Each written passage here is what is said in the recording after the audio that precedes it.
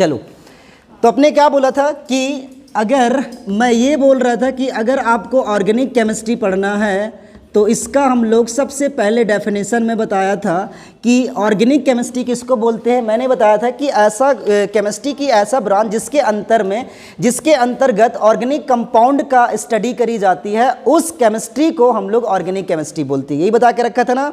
मतलब कि organic chemistry के अंदर में मेनली हम लोग डिस्कस करेंगे ऑर्गेनिक कंपाउंड का, और यही एक प्रॉब्लम आ रहा था कि ये ऑर्गेनिक कंपाउंड क्या होता है। तो मैंने बता के रखा था कल कि ऑर्गेनिक कंपाउंड का सबसे पहले हिस्ट्री देखेंगे कहाँ से, क्योंकि हमने थोड़ा बहुत एलिमेंट के क्लासिफिकेशन में बता दिया होंगे कि हम लोग कंपाउंड को दो पार्ट में डिवाइड करते हैं, एक ऑर्गेनिक कंपाउंड और दूसरा इनऑर्गेनिक कंपाउंड। तो इनऑर्गेनिक कंपाउंड तो हमने ऐसे बता के रखे थे कि इनऑर्गेनिक कंपाउंड वे कंपाउंड होते हैं जो जिसमें कार्बन एब्सेंट होता है, ऑर्गेनिक कंपाउंड वो होते हैं जो कार्बन प्रेजेंट होते हैं। लेकिन ऑर्गेनिक केमिस्ट्री के अंदर में जब मैं ऑर्गेनिक कंपाउंड पढ़ाऊंगा, देखना इसका मतलब वहां से बहुत डिफरेंट होगा। वो थोड़ा सा था, बस इतनी सी, ये पूरा डिटेल पढ़ाने वाले होंगे यहाँ पर। तो देखो, सबसे पहले मैं यहाँ पर ऑर्गेनिक कंपाउंड पढ़ाने वाला हूँगा। तो देखो, इसका हिस्ट्री देखते हैं। इसका हिस्ट्री में मैं बता रहा था, कल भी यही बता रहा था कि हिस्ट्री के अंदर में सबसे पहले एक साइंटिस्ट थे और उस साइंस को मैं बोलता हूँ लेवोजियर। लेवोजियर ने कहा बोला था कि लेवोजियर का कहना यह था कि इन्होंने सबसे पहले इन्होंने बोला कि ये जो ऐसा कोई भी कंपाउंड है जो कि प्लांट से पाए जाएं या फिर ये वेजिटेबल से पाए जाएं, तो ऐसे कंपाउंड्स को हम लोग क्या बोला करते थे, ऑर्गेनिक कंपाउंड बोला करते थे।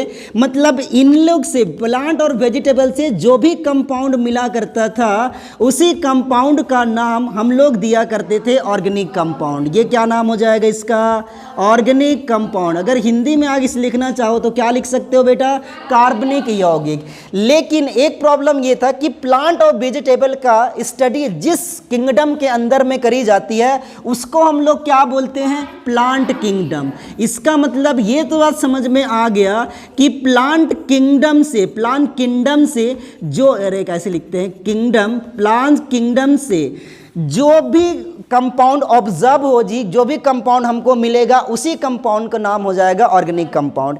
लेकिन आगे जाने के बाद और भी कुछ प्रॉब्लम आना शुरू हो गया। देखो, एक आया था 1815 के अंदर में, और उस साइंटिस्ट का नाम था बर्जेलियस। उसने कुछ ऑब्जर्व किया था कि ऐसे कुछ कंपाउंड होते हैं जो कि इसके अलावा भी अलग जगह पर पाए जाते हैं। तो केवल प्लांट और वेजिटेबल में नहीं पाए जाएंगे, इसके अलावा भी और कुछ चीजें हैं। तो ये तो लेवोसियर का क्लासिफिकेशन था, लेकिन ये बर्जेलियस है। बर्जेलियस का स्टेटमेंट आया था 1815 के आसपास में, 1815 के अंदर में। और 1815 में ये बोला गया था कि ये जो ऑर्गेनिक कंपाउंड होते हैं इनको हम इस तरह से डिवाइड कर सकते हैं। पहले मैं क्या करूंगा कि पहले बता रखा हूं कि कंपाउंड को हम दो टाइप में मेनली डिवाइड कर सकते हैं। एक को नाम बोलेंगे इनऑर्गेनिक कंपाउंड, जो कि हम लोग पहले बोला करते थे, और दूसरे को मैं बोल सकता हूं ऑर्गेनिक कंपाउंड। और अपने को इनऑर्गेनिक कंपाउंड देख रहे हैं, पहले लिखता हूं यहां पर, पहले हो जाएगा बेटा इनऑर्गेनिक और दूसरा है ऑर्गेनिक कंपाउंड। तो मैंने ये बोला था, इनका कहना ये था कि इनऑर्गेनिक कंपाउंड वे कंपाउंड होते हैं जो कि नॉन लिविंग ऑर्गेनिज्म से पाए जाते हैं। मतलब मृत जीव जंतु, जैसे मिट्टी से हो गया वगैरह वगैरह, जो नॉन लिविंग है। तो ये कहाँ पाए जाते हैं एक्चुअली में, नॉन लिविंग के अंदर में। तो ऐसा कोई भी कंपाउंड जो कि नॉन लिविंग ऑर्गेनिज्म से पाए जाएंगे, उन कंपाउंड को हम लोग नाम दे देंगे क्या, इनऑर्गेनिक कंपाउंड। लेकिन ऑर्गेनिक कंपाउंड के लिए इनका कहना यह था कि ये कंपाउंड मेनली डिराइव होते हैं, मिलते कहां से हैं, लिविंग ऑर्गेनिज्म से। जैसे आपको एग्जाम्पल में आपको बताता हूं, इसका कौन कौन सा एग्जाम्पल हो सकता है। लिविंग ऑर्गेनिज्म मतलब जीव जंतु ना। जीव जंतु कौन कौन से बेटा, जैसे जानवर भी हो सकते हैं, प्लांट भी हो सकते हैं। रबर जानते हो, रबर कहां से मिलता है बेटा, पेड़ से। ये कहां से मिल रहा है, लिविंग की नॉन लिविंग। इसका मतलब रबर क्या होगा, ऑर्गेनिक कंपाउंड होगा। साथ ही साथ मिल्क बताओ, मिल्क कहाँ मिलते हैं, लिविंग ऑर्गेनिज्म में। मतलब मिल्क भी क्या होगा, ऑर्गेनिक कंपाउंड। तो यही इनका कहना था बर्जेलियस का कि inorganic compound generally non living organism होते हैं। जैसे अगर आप बोलो तो अमोनियम बोल दो, NH4 NH3 बोल दो। इसको तो हम लोग पर प्रिपेयर करते हैं ना, N2 ले लो, 3S2 ले लो, क्या बन जाएगा, N2NH3 बनता था, ऐसे बता रहा हूँ। अगर NH3 आपको बनाना है तो क्या लेना है बेटा, नाइट्रोजन और 3 मोल ऑफ H2। ये भी क्या है, इनऑर्गेनिक, ये भी क्या है, इनऑर्गेनिक। दोनों क्या है बेटा, नॉन लिविंग है ना। ये कोई जीव जंतु थोड़े होते हैं, हाइड्रोजन और नाइट्रोजन जीव जंतु है क्या, नहीं। अब अगर ये नॉन लिविंग है तो दोनों को आप रिएक्शन करा दोगे तो क्या बन जाता था, अमोनिया।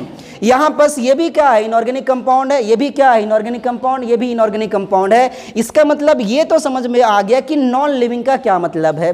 लेकिन साथ ही साथ एक और प्रॉब्लम आया था, एक प्रॉब्लम आया था कि बेrzelius ने ये डिस्क्राइब किया था कि इन कंपाउंड, जैसे ये कंपाउंड जो कि इनऑर्गेनिक लिविंग ऑर्गेनिज्म से पाए जाते हैं, उन कंपाउंड के अंदर में एक स्पेशल टाइप का फोर्स पाया जाता है। और उस स्पेशल टाइप का फोर्स को उन्होंने बोला था बीटल फोर्स। जैसे बीटल फोर्स में बताता हूं, आप लोग केमिकल बॉन्डिंग पढ़े हो ना, केमिकल बॉन्डिंग पढ़े हैं तो मॉलिक्यूल्स के बीच में सभी, किसी के बीच में आयनिक बॉन्ड पाया जाता है, किसी के बीच कोवेलेंट बॉन्ड, किसी के बीच कोऑर्डिनेशन बॉन्ड। तो सिमिलरली उनका यही कहना था कि इन लिविंग ऑर्गेनिज्म से जो भी कंपाउंड पाए जाते हैं उनके बीच में एक स्पेसिफिक फोर्स ऑफ अट्रैक्शन पाया जाता है, जिसको हम लोग क्या बोलेंगे, बीटल फोर्स ऑफ अट्रैक्शन। इसको बीटल बल भी बोल सकते हो, मैं बोलूंगा बीटल फोर्स, ठीक है। तो उन्होंने बोला कि जिन भी कंपाउंड के अंदर में ये बीटल फोर्स एग्जिस्ट करता होगा, पाया जाता होगा, उन कंपाउंड को हम लोग बोलना पसंद करेंगे ऑर्गेनिक कंपाउंड। लेकिन एक और बहुत अच्छा स्टेटमेंट दिए थे, उनका ये कहना था बेटा कि देखो ये तो नॉन लिविंग था, नॉन लिविंग को हम लोग मतलब इनऑर्गेनिक कंपाउंड को हम लोग कभी भी लैब में प्रिपेयर कर सकते हैं, आराम से बनाया जा सकता है। जैसे यहाँ पर बन रहा होगा N2 लिए 3H2 लो, क्या बना दोगे, NH3। इसी तरह से आप क्या लो बेटा, H2O ले लो और यहाँ पर हाफ O2 ले लो, क्या बन जाएगा, H2O बन जाएगा ना। ये भी क्या है, इनऑर्गेनिक कंपाउंड है, इसको हम आसानी से बना सकते हैं ना।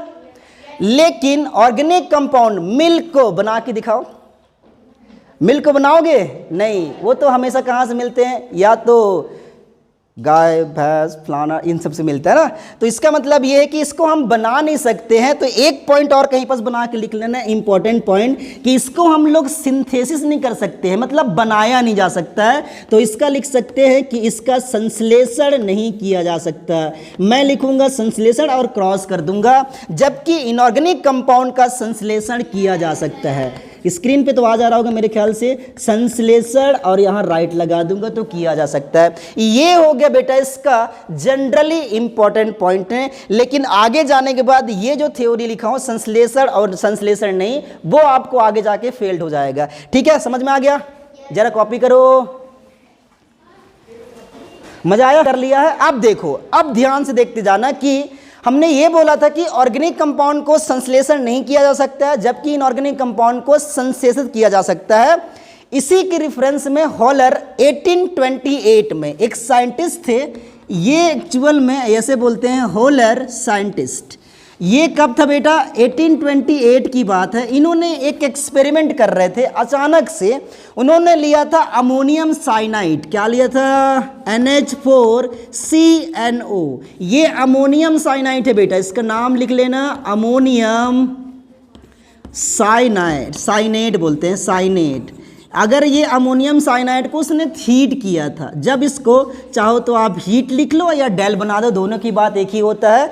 अब इसको जब हीट किया गया तो एक चीज़ देखा, एक ध्यान देना, इसको ये था बेटा एक्चुअली में इनऑर्गेनिक कंपाउंड, ये इनऑर्गेनिक कंपाउंड है। और इस इनऑर्गेनिक कंपाउंड को जब इन्होंने हीट किया लैब के अंदर ही, तो एक न्यू कंपाउंड बना NH2CO और यहाँ पर बन गया NH2, और इसको हम लोग नाम देते हैं बेटा यूरिया। अब एक बात तो समझ में आ गया, यूरिया जो बना है यह एक ऑर्गेनिक कंपाउंड था। तो मतलब क्या हुआ, इसका मतलब ये हुआ कि हम लोग ऑर्गेनिक कंपाउंड को प्रिपेयर कर सकते हैं। इसीलिए जो पहले थ्योरी दिया गया था कि ऑर्गेनिक कंपाउंड का सिंथेसिस नहीं किया जा सकता है, अब क्या कर रहे हैं हम लोग, ऑर्गेनिक कंपाउंड का सिंथेसिस कर पा रहे हैं। तो पहले जो थ्योरी था वो फेल्ड हो गया। अब न्यू प्रॉब्लम आया कि इतना चीज़ें आते जा रही हैं, इतना चीज़ फेल होते जा रहा है, तो एक्चुअल ऑर्गेनिक कंपाउंड का डेफिनेशन क्या है। तो अभी हम लोग लोग मॉडर्न डेफिनेशन लिखने वाले होंगे, तो मैं नीचे लिख रहा हूं और इसका मॉडर्न डेफिनेशन अब जो चलता है वो।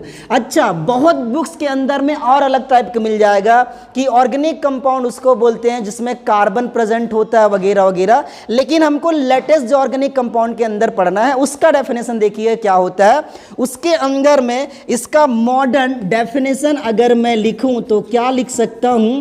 आजकल डेफिनेशन ये बोला जाता है कि अगर ऑर्गेनिक कंपाउंड में कहीं पर भी लिख रहा हूं, इसका मतलब होता है हाइड्रोकार्बन। क्या बेटा? हाइड्रोकार्बन। ऑर्गेनिक कंपाउंड का मतलब है हाइड्रोकार्बन। तो मतलब अब यहां पर प्रॉब्लम, ऑर्गेनिक कंपाउंड का प्रॉब्लम तो सॉल्व हो गया कि ऑर्गेनिक कंपाउंड मतलब कि हाइड्रोकार्बन, साथ ही साथ इट्स डेरिवेटिव। तो लिख सकते हैं इट्स डेरिवेटिव। मतलब क्या बेटा? ये दोनों का मतलब आपको समझाऊंगा कि हाइड्रोकार्बन क्या है और हाइड्रोकार्बन का डेरिवेटिव क्या है। लेकिन अब तो समझ में आ गया कि ऑर्गेनिक कंपाउंड कहते किसको हैं? किसको? और उसके डेरिवेटिव को। ठीक है, ये तो समझ में आ गया। अब हमारे पास प्रॉब्लम आया कि हाइड्रोकार्बन किसको कहते हैं, तो अभी हम लोग डेफिनेशन चलने वाले होंगे। तो बेटा अगर आपको और अब अगर ऑर्गेनिक केमिस्ट्री का डेफिनेशन आपसे पूछा जाए तो आप सिंपल बता देना कि ऑर्गेनिक केमिस्ट्री की वह ब्रांच है जिसके अंतर्गत हम लोग हाइड्रोकार्बन एवं हाइड्रोकार्बन के डेरिवेटिव का अध्ययन करते हैं। ठीक है, क्लियर हो जाएगा। ये डेफिनेशन लिखवाने वाला भी होगा। तो सबसे पहले हम लोग अभी डिस्कस करेंगे कि what is the mean of hydrocarbon and it's derivative. ठीक है, पहले कॉपी करो इतना, फिर आपको समझाता हूं मैं। क्लियर है ना? की बात पर आते हैं। काम की बात क्या है बेटा कि हाइड्रोकार्बन किसको बोलते हैं, इसको हम लोग 1 बाय 1 पढ़ लेते हैं भाई। तो सबसे पहले ऊपर में हेडिंग डालो हाइड्रोकार्बन। और हाइड्रोकार्बन, अच्छा ऑर्गेनिक का डेफिनेशन लिख लोगे? लिखवाना पड़ेगा? लिख लिया हो ना? अच्छा, हाँ ऑर्गेनिक का। चलो बेटा अब देखो यहाँ पर पढ़ने वाले हैं हाइड्रोकार्बन, और ये हाइड्रोकार्बन 2 वर्ड से मिलकर बना हुआ है बेटा। कौन कौन से? एक तो हाइड्रो और प्लस कार्बन। और हाइड्रोकार्बन का क्या मतलब? हाइड्रो का मतलब तो है हाइड्रोजन और कार्बन का मतलब है कार्बन।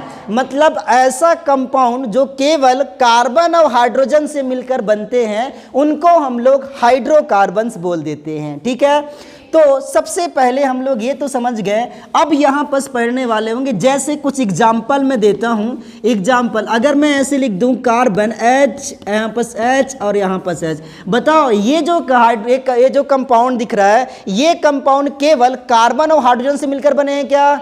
और अगर कार्बन हाइड्रोजन से मिलकर बने होंगे तो क्या मैं इसको HC बोल सकता हूँ, हाइड्रोकार्बन?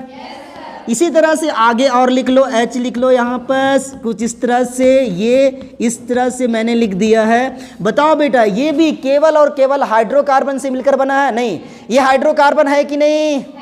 अगर हाइड्रोकार्बन है तो मैं HC लिख सकता हूँ। अगर मैं ऐसे कर दूँ, ऐसे करके H और इसको लंबा चैन बनाते जाओ, ये मैंने और बना रखा है। बताओ क्या ये हाइड्रोकार्बन है?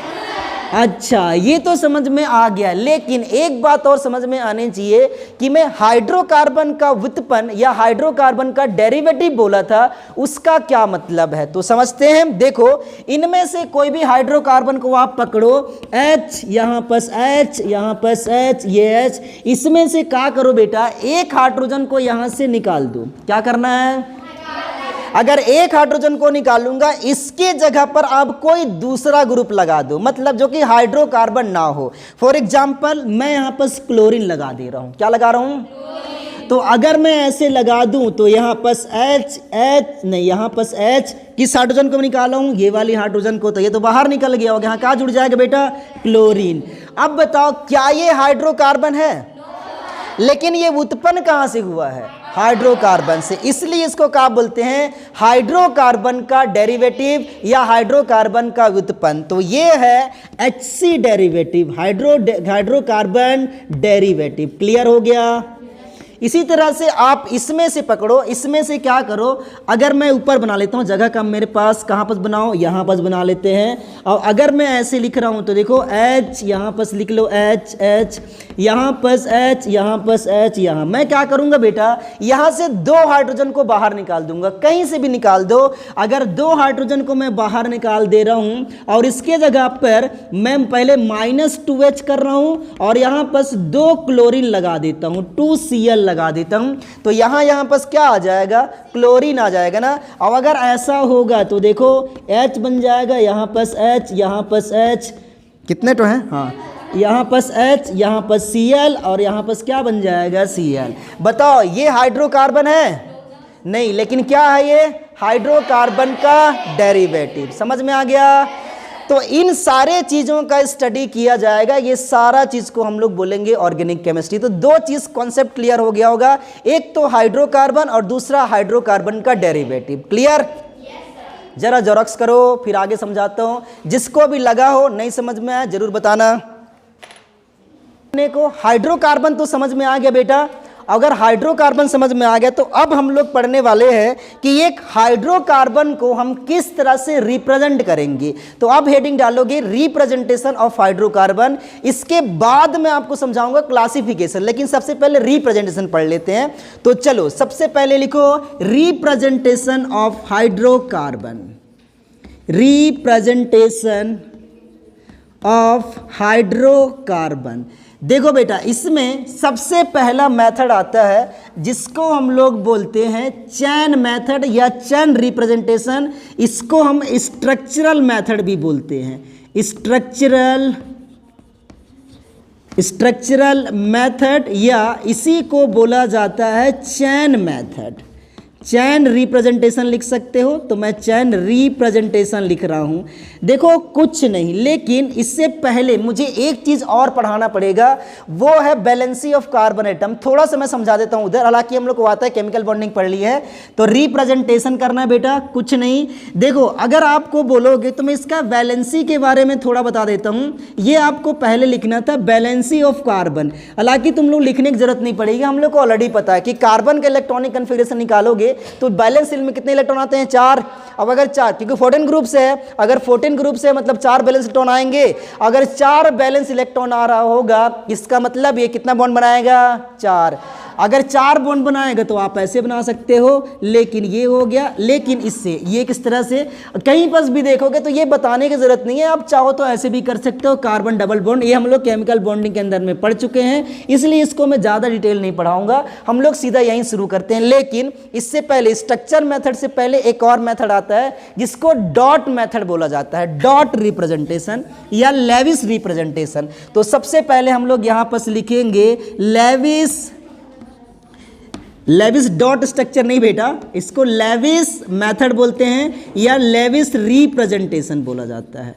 लेविस रिप्रेजेंटेशन, या इसी को किसी बुक्स के अंदर में डॉट रिप्रेजेंटेशन भी दिए रहता है। तो देखो कुछ नहीं करना है, क्या हो गया बेटा, लाइट ऑफ करना है, फैन, गर्मी लग गई तो फैन कैसे चला रहे हो फिर? अच्छा पहले चल रहा था, अच्छा ठीक है। देखो बेटा इसके अंदर में तो आपको पता है कि अगर मुझे CH4 बनाना है तो बच्चा जान रहा, सेंट्रल एटम कौन है, बैलेंस इलेक्ट्रॉन को ऐसे लिखते हैं। हाइड्रोजन का बैलेंस शेल में कितना इलेक्ट्रॉन्स होता है, उसको हम लोग ऐसे लिख देते हैं। ये क्या है इसका, लेविस या फिर dot representation, Lewis dot structure, ठीक है। अच्छा ये तो अपने बताने की जरूरत नहीं है, पर पहले मेथड के अंदर पढ़ लिए हैं। दूसरी मेथड हम सीधा आते हैं, और दूसरी मेथड के अंदर में जो मैं लिखा था वो होता है चैन रिप्रेजेंटेशन, या इसी को हम लोग क्या बोल के रखा था बेटा, चैन रिप्रेजेंटेशन। इसके अंदर में हम लोग क्या करते हैं, इसके अंदर में कुछ नहीं है, जितने लेविस डॉट स्ट्रक्चर दिख रहे होंगे ना, इसी डॉट को एक दूसरे से अटैच कर देते हैं। जैसे यहाँ कार्बन, हाइड्रोजन, हाइड्रोजन, हाइड्रोजन, तो ऐसे करके मैं बॉन्ड के द्वारा कर दूंगा। तो इसको हम लोग, इसको नाम क्या बोल देते हैं, चैन रिप्रेजेंटेशन। ये चीज़ें भी हम लोग को आता है। अगर मुझे ऐसे करना है कुछ इस तरह से, तो ये H, यहाँ पर H, यहाँ पर H, ये H हो जाएगा, H हो जाएगा, H हो जाएगा। इस रिप्रेजेंटेशन को हम लोग क्या बोलेंगे, इसको हम लोग एक और नाम दे देते हैं, स्ट्रक्चरल फॉर्मूला नाम दे देते हैं। देखना ये हम लोग जाके यूज करने वाले होंगे, तो मैं इसको लिख देता हूं, ये दोनों के दोनों, ये मेथेन है और इथेन है, इसी को हम लोग इसका स्ट्रक्चरल फॉर्मूला भी बोल देते हैं, आगे जाके बोलेंगे भी। तो ये दो चीजें तो अपने को पहले से आता था, बस थोड़ी सी कॉपी कर लो। फिर अब मैं जो पढ़ाने वाला हूँ मॉलिक्यूलर फॉर्मूला, या इसी को हम लोग बोलते हैं कंडेंस मेथड, उसके बाद फिर वेज डैश वगैरह वगैरह। चलो पहले करो कॉपी, इसको रफ करते हैं। दूसरा लिखो बेटा, कंडेंस रिप्रेजेंटेशन, क्या बोलते हैं, कंडेंस। और बहुत इजी है, इसको हम लोग बहुत इजी समझ जाएंगे। अभी देखो कैसे, इसमें से सबसे पहले नंबर 3, और इस मेथड को मैं बोलना पसंद करूंगा कंडेंस रिप्रेजेंटेशन। मैं शॉर्ट में लिख दे रहा हूं ऐसे करके, बस बाकी तुम लोग समझ जाना। इसी को हम लोग आगे जाके बोलेंगे बेटा मॉलिक्यूलर फॉर्मूला, ठीक है, मॉलिक्यूलर फॉर्मूला। इसको चाहो तो मॉलिक्यूलर फार्मूला रिप्रेजेंटेशन लिख सकते हो, पर ज़रूरत नहीं है। देखो कुछ नहीं करना है, सबसे पहले स्ट्रक्चरल फार्मूला हम लोग कैसे किए थे, अगर मुझे CH4 बनाना है तो हम ऐसे लिख देंगे, ऐसे लिखते थे ना बेटा। और अगर ऐसा है तो इसको मुझे कंडेंस करना है, मतलब ये देखो बहुत बड़ा दिख रहा है, तो इसको हम लोग छोटा कर देते हैं। कैसे, इसको अगर बोलूँगा तो बताओ कार्बन कितने हैं, हाइड्रोजन कितने हैं, तो ऐसे लिख दिया जाता। आगे देखो, ये चीज़ें भी हम लोग सीख चुके हैं बहुत पहले से, ठीक है। ये H हो गया, इसका क्या बन जाएगा बेटा बताओ, C2 और H6। अगर मैं आगे और बना देता हूँ, जैसे यहाँ पर H लिख लिया, C डबल बॉन्ड लिख लिया, यहाँ पर H, इसका बताओ क्या बनेगा, C2H4। लेकिन सबसे अच्छी बात ये है, ये वाली बेटा हमारा कौन सा स्ट्रक्चर है, ये वाली कौन सा है, फॉर्मूला स्ट्रक्चर बोल के रखा हूं, या स्ट्रक्चरल फॉर्मूला बता था, स्ट्रक्चरल रिप्रेजेंटेशन। ये इसका क्या है, कंडेंस रिप्रेजेंटेशन है। इसी को हम लोग स्ट्रक्चरल फार्मूला बोलते हैं, और इसको इसका मॉलिक्यूलर फार्मूला बोलते हैं, ठीक है। तो ये बात तो अपने को समझ में आना चाहिए। लेकिन हमको क्या आना चाहिए, हम लोग हमेशा यहाँ से यहाँ कन्वर्ट कर लेते हैं, लेकिन यहाँ से यहाँ कन्वर्ट करने में दिक्कत आता है। तो ये चीज़ें अपने को सीखना चाहिए। तो सीखेंगे कैसे, जैसे एक काम कर लेते हैं। और अगर बेटा मैं आगे कर लेता हूँ, मुझे बताना CH, यहाँ पर CH ट्रिपल बॉन्ड CH, ये कैसे बनेगा बताओ, क्या बनेगा, C2 और यहाँ पर H2, यही होगा ना इसका मॉलिक्यूलर फार्मूला। लेकिन अगर मैं यहाँ से यहाँ बनाने बोलता तो कैसे बनाते, तो एक बार ट्राई करते हैं। देखो एक मैं देख लेता हूँ, पहले से कॉपी करो फिर मैं बताता हूँ। तो ये हो गया बेटा, अपने को ये चीज़ पता होना चाहिए कि किसको हम इसमें कन्वर्ट करेंगे, कैसे हम इसको इसमें कन्वर्ट करेंगे, बस ये अपने को आना चाहिए। एक और बचा हुआ है बॉन्ड लाइन रिप्रेजेंटेशन। फिर देखो नेक्स्ट बेटा बॉन्ड लाइन स्ट्रक्चर, यही हम लोग सबसे ज़्यादा यूज करने वाले होंगे। ये चीज़ अपने को आना चाहिए। यूपीएससी के अंदर में यहाँ से मैं क्वेश्चंस भी दिया था बेटा, क्या है बॉन्ड लाइन रिप्रेजेंटेशन। देखो इसके अंदर में हम लोग क्या बोलते हैं, ये रूल ये बोलता है कि जो भी स्ट्रक्चरल फॉर्मूला बनाया हुआ है उसमें कार्बन को कॉर्नर से शो करेंगे और हाइड्रोजन को नहीं शो करेंगे।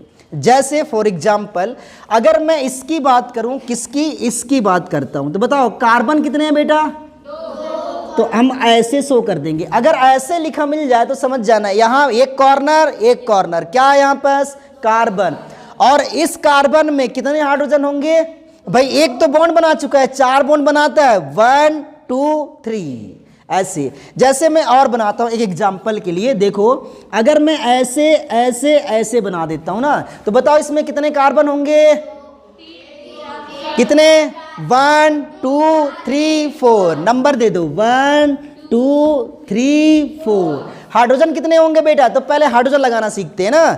यहाँ कार्बन है, कार्बन लगाओ, यहाँ पर कितने कार्बन, यहाँ पर कार्बन, यहाँ पर कार्बन। अब एक बॉन्ड तो बना चुका है, कितने और बॉन्ड बनेंगे, तो यहाँ पर क्या लिखोगे H H H। यहाँ पर देखो 2 बॉन्ड बन चुका है ना, कितना बनेगा 1, यहाँ पर बताओ 2, और यहाँ पर 1 2 और यहाँ पर 3, ठीक है। ये इसका क्या था बेटा, स्ट्रक्चरल फॉर्मूला। लेकिन ये क्या इसका बॉन्ड लाइन रिप्रेजेंटेशन बनेगा। आगे चलते हैं, आगे। रुक जाओ रुक जाओ रुक जाओ, ये मुझे बता दो बेटा, इसमें मैं ऐसे बताता हूँ बस, और यहाँ पर डबल बनवा देता हूँ। अब बताओ इसमें कितने कार्बन है, कितने हाइड्रोजन है? कार्बन कितने? कार्बन 5 कैसे हो गए? एक कॉर्नर, दूसरे कॉर्नर, ये कहाँ 2 ठो? ये तो डबल बॉन्ड है बेटा, ये डबल बॉन्ड है। तो कितने हो गए? कार्बन 3। तो कार्बन यहाँ पर 3, हाइड्रोजन लगाओ, यहाँ पर शुरू करते हैं 1 2 3, यही होगा ना। यहाँ पर कितने लगेंगे? 2 लगेंगे। कितने? 1। यहाँ पर कितने? कंफर्म? हाइड्रोजन कितने हो गए? 2 3 6, तो C3H6। समझ गए? हाँ, तो यही लिखना है भाई। पहले ये बना लो, कैसे बनाया था मैं? ऐसे ऐसे। चलो इसे कॉपी करो, अभी और करने वाले हैं। बड़ा कंफ्यूज हो जाते हो। क्वेश्चंस आपको कैलकुलेट करना है, number of carbon atom, number of hydrogen atom, ठीक है? सब अपना अपना करना, कोई इधर देखेगा नहीं भाई। ए नंबर में मैं ऐसे बना रहा हूं, ठीक है बेटा? बी नंबर में, सी नंबर में,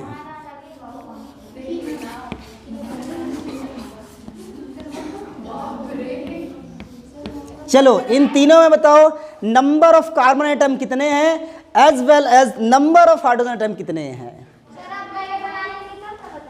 हाँ तो बनाओ ना, इसी में तो हमको बनाना है। वो तो क्या, हाँ कॉपी में बनाओ। अच्छा फेयर कॉपी है, पेंसिल से बनाओ। इसमें आपको बताना है कार्बन कितने हैं और हाइड्रोजन कितने हैं। चलो जस्ट पहले पूरा हाइड्रोजन बताओ चाहिए। चलो इधर देखो, गड़बड़ कर दिए, अरे मिस्टेक्स है बेटा। देखो यहां पर कितने कार्बन? 1 2 3 4 5, तो कार्बन तो आ गए 5। अब सुन लो, कितने हाइड्रोजन है यहाँ पास? 1 ही होगा ना। यहाँ पास देखो 3 बॉन्ड इधर बन चुका है और इधर 1, तो 4 बॉन्ड आ गया। H नहीं जुड़ेगा वहां पास, ठीक है? H कहाँ जुड़ेगा? 5 ना हो जाएगा जोड़ोगे तो। अब यहाँ देखो, यहाँ पास 1 2 कितने जुड़ेंगे? ठीक है। यहाँ पास वेरी गुड। अब बताओ, रुको रुको पहले सुन लो। 3 2 5 2 7 8 कितने हो गए?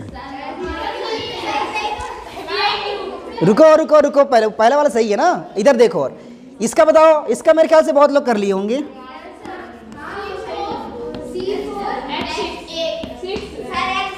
1 2 3 4, C4 आ जाएगा। यहाँ बस 2 2 4 6 हो जाएगा, यही है ना? यस, बहुत लोग किए थे ये, बहुत लोग सही करे थे, ठीक है? इधर देखो, जिसको जिसको समझ में नहीं आ रहा है, कार्बन काउंट करो कितने हैं? 9। चलो 9 काउंट कर लिए। यहाँ पर कितने? यहाँ 1 आएगा H, यहाँ पर कुछ भी नहीं आएगा, यहाँ 1 आएगा। 1 होगा ना। 1 2 3 4 हो गया। यहाँ पर 1, यहाँ पर 2, यहाँ पर 1, यहाँ पर 1, यहाँ पर कुछ भी नहीं, और यहाँ पर एक H आएगा। तो काउंट करो 1 2 3 4 5 6 7 8, ये इसका, अरे 8। C9, तो तू C7 लिखी थी ना। एक और क्वेश्चंस, चलो इसी में एक क्या, C D करते हैं और E करते हैं और F करते हैं। ये थोड़ा कॉम्प्लिकेटेड रहेगा।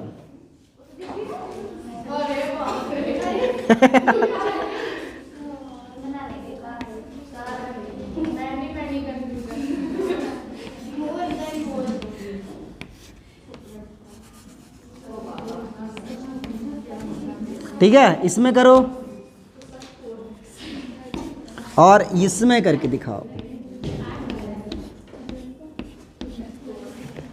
चलो ये तीनों करके दिखाओ, कितने नंबर ऑफ कार्बन एटम है एंड कितने नंबर ऑफ हाइड्रोजन एटम है। अभी मैं बताया हूँ कॉन्सेप्ट, उसी कॉन्सेप्ट यूज करते बताओ बड़ा। अब मिस्टेक मत करना, मेरी इज्जत का सवाल है। कौन पैक हो गया है? पैक कहाँ हुआ बेटा? बॉन्ड थोड़े बना है, यहाँ पर बोल रही हो। ये बॉन्ड कहाँ? हाँ ये पूरा पैक है, ये पूरा पैक है। इसमें बनाना है आपको कितने कार्बन है कितने हाइड्रोजन है। तो उससे क्या होता है, अपने को बॉन्ड बस देखना है।